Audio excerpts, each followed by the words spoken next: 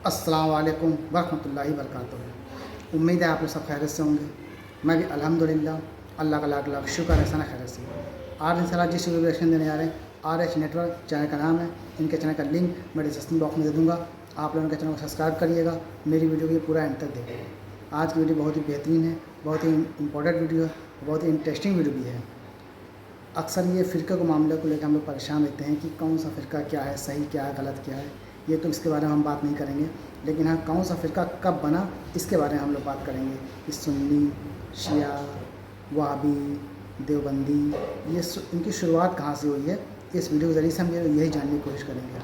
तो वीडियो को पूरा अंत तक देखिएगा। वीडियो बहुत अच्छी है और बहुत बेहतरीन वीडियो है, और अच्छी लगे तो उसको शेयर भी जरूर करिएगा। और मेरे चैनल पर नए हो तो सब्सक्राइब करिएगा, लाइक करिएगा, बेल आइकन ज़रूर दबाइएगा और अपनी राय कमेंट बॉक्स में ज़रूर बताइएगा। तो चलिए आइए बिना देरी के पहले वीडियो स्टार्ट करते हैं, फिर उसके बाद बात करते हैं। दोस्तों ये बात थोड़ी कड़वी ज़रूर है, मगर शायद पूरी तरीके से सच है कि वो इस्लाम के जो आज से लगभग 1450 साल पहले सिर्फ एक अकीदे पर कायम हुआ था, आज हमको इस दुनिया में बहुत सारे अलग अलग छोटे बड़े ग्रुप यानी कि फ़िरक़ों में नज़र आता है।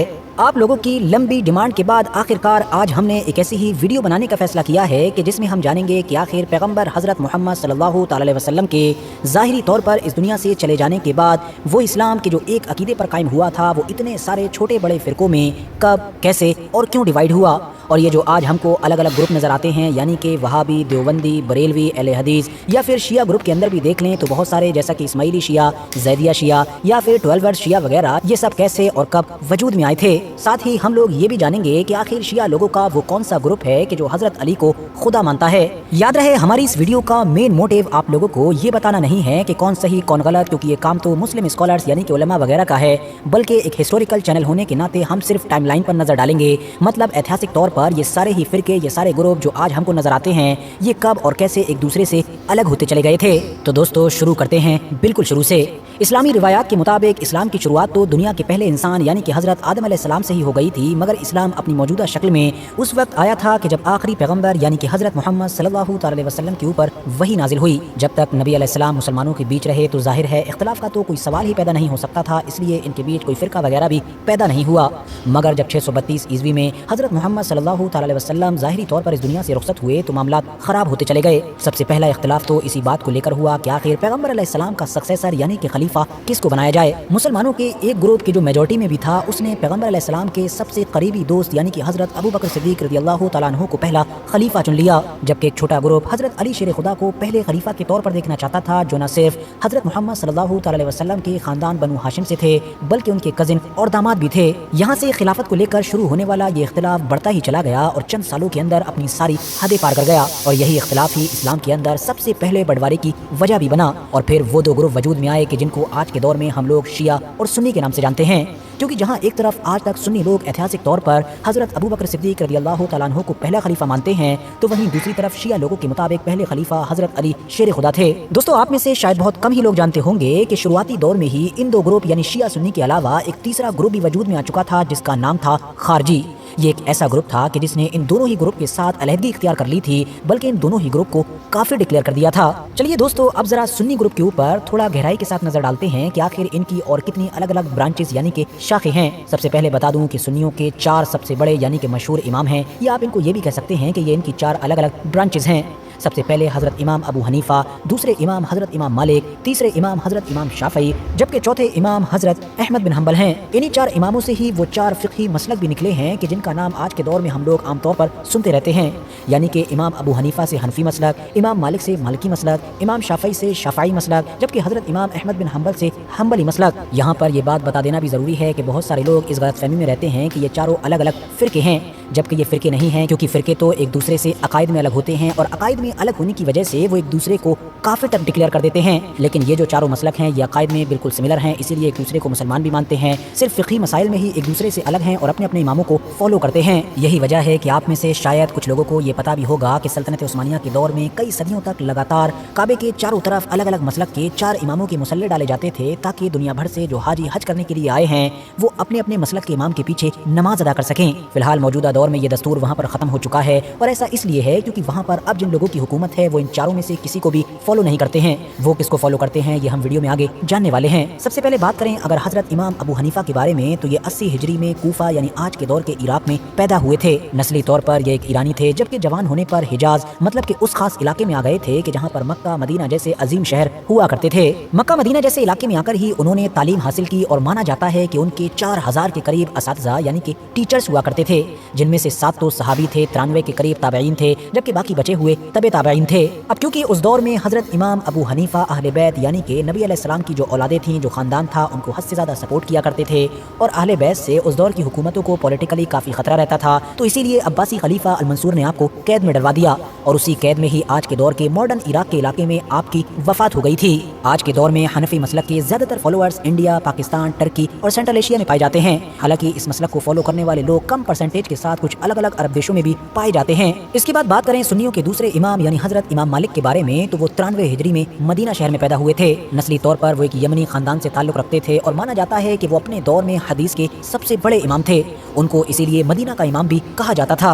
इनके असातिज़ा यानी कि टीचर्स की बात की जाए तो उनमें हजरत इमाम जाफर सादिक और हजरत इमाम अबू हनीफा जैसे लोग शामिल थे। आज के दौर में नॉर्थ अफ्रीका की जितनी भी मुस्लिम कंट्रीज हैं उनमें रहने वाले ज़्यादातर लोग इन्हीं के मसलक को फॉलो करते हैं और पुराने दौर में जो स्पेन में मुस्लिम हुकूमत हुआ करती थी उसमें भी रहने वाले ज़्यादातर लोग इन्हीं के मसलक को फॉलो किया करते थे। बात करें अब अगर तीसरे इमाम हजरत इमाम शाफई के बारे में, तो वो फिलिस्तीन के इलाके गाजा या फिर अश्कलोन में पैदा हुए थे। ऐतिहासिक तौर पर वो नबी अकरम सल्लल्लाहु अलैहि वसल्लम का जो कुरैश खानदान था उसी के ही एक कबीले में पैदा हुए थे, इसीलिए उनका नबी अलैहिस्सलाम के साथ एक खास रिश्ता था। अब क्योंकि ये भी अहले बैत के हद से ज्यादा सपोर्टर थे तो इसीलिए अब्बासी खलीफा हारून अर रशीद ने इनको कई बार जेल में डलवाया और साथ ही साथ बहुत सारे इनके ऊपर जुल्म और सितम भी ढाए गए थे। आज के दौर में आप लोगों को इनके मसलक को फॉलो करने वाले ज्यादातर लोग Indonesia, east African countries, Yemen, Hijaz या फिर कुर्द इलाकों वगैरह में मिल जाएंगे। अब बात करें सुन्नियों के चौथे बड़े इमाम के बारे में यानी हजरत इमाम अहमद बिन हंबल के बारे में, तो वो बसरा यानी कि आज के दौर के इराक में पैदा हुए थे। उनकी जिंदगी का ज्यादातर हिस्सा भी इराक के मशहूर शहर बगदाद में गुजरा था और उनका जो सबसे बड़ा कारनामा माना जाता है वो दरअसल मुस्नद इमाम अहमद बिन हंबल नाम की वो किताब है कि जो 40,000 के करीब हदीसों का एक कलेक्शन है। आज के दौर में आप लोगों को इनके सबसे ज्यादा फॉलोअर्स सऊदी अरबिया में या फिर UAE वगैरह में मिलेंगे, जबकि बहुत कम ही मात्रा में टर्की, ईरान या फिर सीरिया जैसे देशों में भी इनके फॉलोअर्स मिल जाएंगे। वर्थ नोटिसिंग बात यह है कि सुन्नियों के इन 4 मशहूर ग्रुप्स के अलावा एक और भी ग्रुप है, या मैं कह सकता हूँ कि एक और भी फिरका है जिसको गैर मुकल्लिद के नाम से जाना जाता है, क्योंकि वो किसी की भी तकलीद नहीं करते हैं, यानी इन चारों में से किसी को फॉलो नहीं करते हैं। और याद रहे कि मैंने इसको फिरका बोला है और जैसा कि मैंने आपको शुरू में ही बता दिया है कि एक फिरका और मसलक में क्या फर्क होता है, तो इसीलिए अब आपको समझ लेना चाहिए कि ये इन चारों की तरह अकायद में सिमिलर नहीं है, बल्कि ये चारों सिमिलर हैं लेकिन ये इनसे काफी अलग है। और जब अकायद में अलग है तो इन चारों का इस 5वें ग्रुप के साथ ठन जाना भी एक ऑब्वियस बात है। RH नेटवर्क के नॉलेजेबल फ्रेंड्स जब 18वीं सदी की शुरुआत हुई तो इसके साथ ही दोनों मुस्लिम सुपर पावर यानी कि मुसलमानों की दोनों सबसे बड़ी सल्तनतें डिक्लाइन की तरफ जाने लगीं।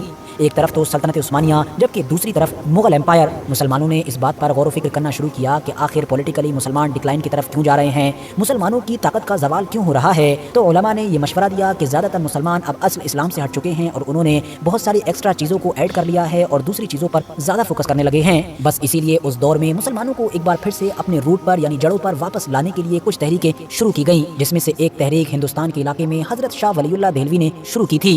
उन्होंने सबसे पहले तो इन चारों ही इमामों के फॉलोअर्स को इख्तिलाफ खत्म करके एक प्लेटफॉर्म पर जमा करने की भरपूर कोशिश की। मतलब ये मैसेज दिया कि जब अकायद के मामले में सब एक हैं तो सबको एक जगह पर ही इकट्ठे हो जाना चाहिए। इतना ही नहीं, उन्होंने इस बात पर भी जोर दिया कि बाकी तमाम चीज़ों को छोड़कर मुसलमानों को सबसे ज़्यादा फोकस कुरान और हदीस को समझने पर करना चाहिए। इसीलिए उन्होंने हिंदुस्तान के इलाके में पहली बार कुरान का अरबिक से फारसी या फिर उर्दू जैसी लोकल लैंग्वेज में ट्रांसलेशन किया ताकि यहाँ के लोकल लोग अपनी ज़बान में कुरान को समझ सकें। इंटरेस्टिंग बात यह है कि यहाँ तक तो हिंदुस्तान के इलाके में सुन्नी ग्रुप यूनाइट नजर आता है, मगर फिर इसके बाद ही हिंदुस्तान में सुन्नी ग्रुप में डिवीजन हुआ, बंटवारा हुआ और वो 2 मशहूर ग्रुप वजूद में आए कि जिनको आज के दौर में हम लोग बरेलवी और देवबंदी के नाम से जानते हैं। याद रहे कि ये दोनों ग्रुप एक दूसरे के लिए मसलक नहीं बल्कि फिरके हैं और मैंने आपको पहले ही बता दिया है कि फिरके और मसलक में क्या फर्क है। बाकी फिकी मामले में तो ये एक ही इमाम को फॉलो करते हैं यानी कि हजरत इमाम अबू हनीफा को। दरअसल सन 1866 के दौर में यूपी के देवबंद के इलाके में कासिम ननोदवी ने एक दारुल उलूम देवबंद नाम के मदरसे की बुनियाद रखी और यहीं से ही इस देवबंदी मूवमेंट की शुरुआत मानी जाती है। ये लोग सूफीज़म से जुड़ी हुई ज्यादातर चीजें चीज़ें कि जिसमें उर्स मज़ार वगैरह शामिल है, इन सब की मुखालिफत करते हैं, बल्कि ऐसा करने को शिर्क और बिदअत करार देते हैं। जबकि इनको काउंटर करने के लिए उस दौर में जो एक और मूवमेंट शुरू हुआ उसको बरेलवी मूवमेंट के नाम से जाना जाता है, जिसके फाउंडर थे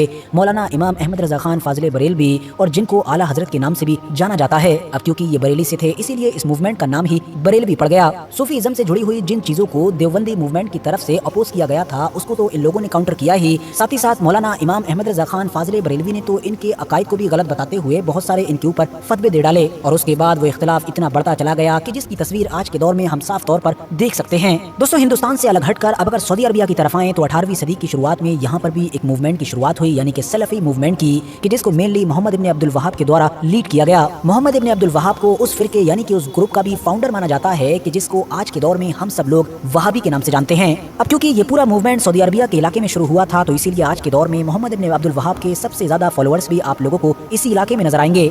और यहाँ पर ये बात भी बताता चलूँ कि बाकी सारे ग्रुप की तरह ये लोग मुक़ल्लिद यानी कि 4 इमामों में से किसी को फॉलो नहीं करते हैं, बल्कि मैंने जो आपको शुरू में बताया था कि एक 5वां भी ग्रुप है यानी कि गैर मुक़ल्लिद का, ये सारे लोग उस कैटेगरी में आते हैं। मतलब इनके मुताबिक किसी भी इमाम को फॉलो नहीं करना चाहिए, बल्कि जब भी कोई ज़रूरत हो तो खुद डायरेक्ट अपने आप ही कुरान और हदीस से उस मैटर को सॉल्व कर लेना चाहिए, उस मसले को निकाल लेना चाहिए। यही वजह रही कि उस दौर में जब ये मूवमेंट शुरू हुआ था तो ये न सिर्फ एक रिलीजियस मूवमेंट था बल्कि पॉलिटिकल मूवमेंट भी था। मतलब जहाँ एक तरफ मुक़ल्लिदीन के इन्फ्लुएंस को ख़त्म करके गैर मुक़ल्लिदीन के इन्फ्लुएंस को बढ़ाने की कोशिश की जा रही थी, तो वहीं दूसरी तरफ सल्तनत उस्मानिया को कमज़ोर करके एक ऐसी सल्तनत भी कायम करने की कोशिश की जा रही थी कि जो उस्मानियों से उलट मुक़ल्लिद नहीं बल्कि गैर मुक़ल्लिद हो, जिसमें ये लोग देर से ही सही मगर कामयाब भी हुए। क्योंकि आज के दौर में जो आले सऊद की सऊदी अरबिया के ऊपर हुकूमत कायम है वो दरअसल गैर मुक़ल्लिद है। वर्थ नोटिसिंग बात यह भी है कि ये लोग अपने आप को वहाबी कहलवाना पसंद नहीं करते हैं बल्कि सलफी कहलवाते हैं, जबकि हिंदुस्तान और पाकिस्तान जैसे इलाकों में इनको अहले हदीस भी कहा जाता है। दोस्तों, अब हम चलते हैं शिया ग्रुप की तरफ। सुन्नी ग्रुप की तरह शिया ग्रुप में भी वक्त के साथ बहुत सारे बंटवारे हुए और नए नए ग्रुप वजूद में आए।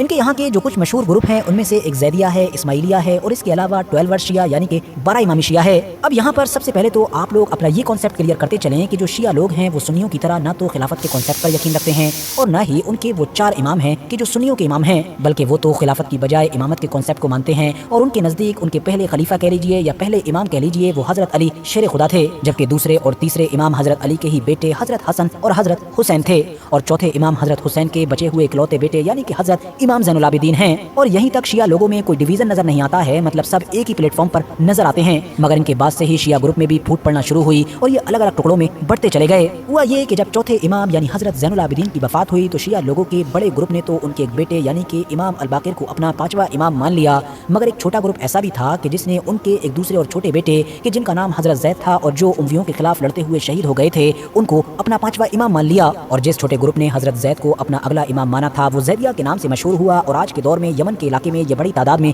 पाए जाते हैं। बल्कि इजराइल और फिलिस्तीन की जंग में आप जिन हूती मुसलमानों का बार बार नाम सुनते रहते हैं वो दरअसल मजहबी तौर पर ज़ैदिया मुस्लिम हैं। हालांकि जिस बड़े ग्रुप ने हज़रत इमाम बाकिर को अपना इमाम माना था वो लोग 12 इमामी यानी कि 12 शिया कहलाए। इमाम बाकिर के बाद उनके बेटे इमाम जाफर सादिक को छठा इमाम माना गया। याद रहे कि ये वही हज़रत इमाम जाफर सादिक हैं कि जो सुन्नियों के 2 बड़े मशहूर इमाम यानी कि हज़रत इमाम अबू हनीफा और हज़रत इमाम मालिक के उस्ताद हुआ करते थे। इनके बारे में इतिहासकार लिखते हैं कि इनको अब्बासी खलीफा अल मामून ने जहर देकर शहीद करवा दिया था। वही अल मामून कि जिसने हज़रत इमाम अबू हनीफा को भी इसीलिए कैद में डलवाया था क्योंकि वो हज़रत इमाम जाफर सादिक या फिर बाकी अहले बैत को खूब सपोर्ट किया करते थे। मुद्दे पर आए तो हुआ ये कि छठे इमाम हज़रत जाफर सादिक के इंतकाल के साथ ही शिया लोगों के ग्रुप में दूसरा बंटवारा हुआ।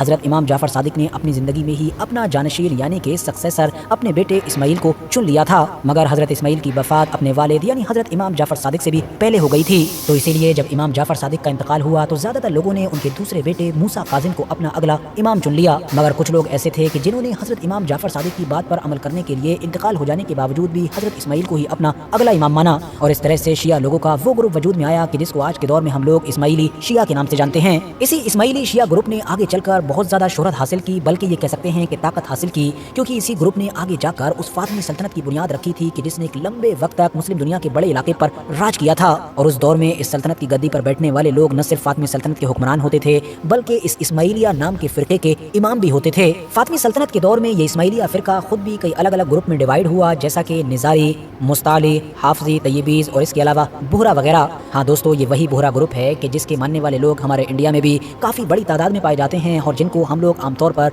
बोहरा मुस्लिम के नाम से जानते हैं। इनके बारे में बड़ी ही गहराई के साथ मैं ऑलरेडी एक वीडियो बना चुका हूँ, जिसको आप लोग डिस्क्रिप्शन में दिए गए लिंक की मदद से देख सकते हैं। उस दौर में इस्माइली शियों का एक ग्रुप ऐसा भी था कि जिसने फातिमी सल्तनत के जो खलीफा थे उनको ही मानने से इनकार कर दिया था, और वो लोग इतिहास में करामतियंस के नाम से मशहूर हुए। और ये वही लोग थे कि जिन्होंने किसी दौर में मक्का जैसे पवित्र शहर का न सिर्फ लंबे वक्त तक घेराव किया, बल्कि जमजम के कुएं की भी तौहीन करते हुए मुसलमानों की लाशों से उसको भर दिया था। और तो और बहुत सारे इतिहासकारों ने तो ये भी लिखा है कि इन्होंने हजर अस्वद को भी चोरी किया था और उसकी तौहीन की थी। दिलचस्प बात यह है कि इस्माइली शियों के इस ग्रुप से एक और भी ग्रुप निकला था कि जिसको आज के दौर में दुरूस के नाम से जाना जाता है।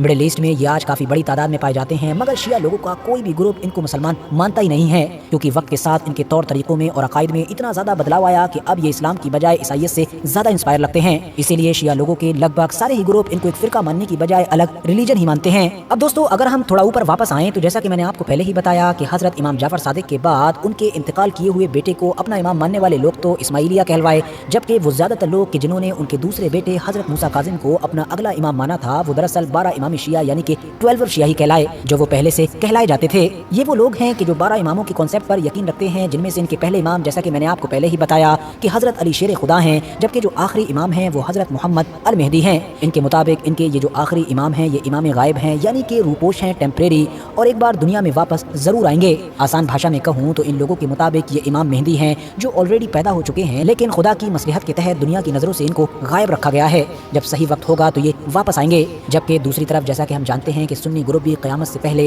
हजरत इमाम मेहदी की आमद पर यकीन रखता है, मगर शिया लोगों की तरह सुन्नी लोगों का ये मानना नहीं है कि वो ऑलरेडी पैदा हो चुके हैं, बल्कि सुन्नियों के मुताबिक तो वो पैदा होंगे। आज के दौर में शिया लोगों का जो सबसे बड़ा देश है यानी कि ईरान, वहाँ पर यही 12 इमामी शिया हैं। इस्माइलियों की तरह इन्होंने भी अपनी एक सल्तनत कायम की थी जिसका नाम था सफवी एम्पायर, जिसके जरिए से इन्होंने ईरान के इस पूरे एरिए पर कई सदियों तक राज किया था।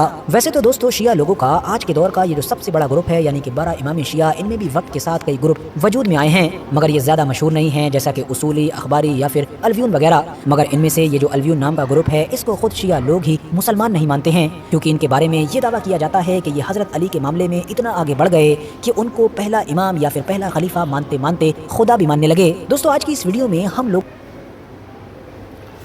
तो दोस्तों, ये था हमारा रिएक्शन, जो हमने देखा और समझा कि कौन सा फ़िरका किस तरह से कैसे बना है। मेरा मानना तो ये है, प्यारे आका नबी पाक सल्लल्लाहु अलैहि वसल्लम की सुन्नत पे अमल करें, उनके बताए हुए रास्ते पे चले, उनकी ही कॉपी करें, इंशाअल्लाह वही फ़िरका जन्नत में जाएगा। और बस अल्लाह की इबादत करें, अल्लाह की इताअत करें, इंशाअल्लाह मैं चाहता हूँ हर मुसलमान कामयाब हो जाएगा। तो उम्मीद है ये वीडियो अच्छी लगी होगी आपको। वीडियो अच्छी लगी हो तो उसको शेयर ज़रूर करिएगा। अस्सलाम वालेकुम वरहमतुल्लाहि वबरकातुहू।